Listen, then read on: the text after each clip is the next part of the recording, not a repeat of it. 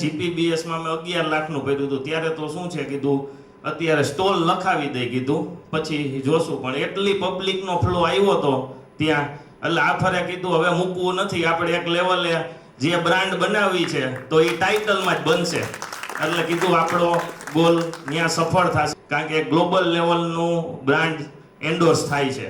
ત્યારે અમને એક નાનો સ્ટોલ હતો તો 500 કરોડના ઓર્ડર મળ્યા હતા.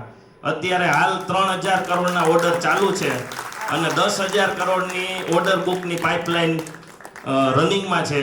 વિધિન 6 મંથ જ્યાં એક્સપો આવશે ત્યાં 10,000 કરોડના ઓર્ડર બુક અમારી પાસે હશે.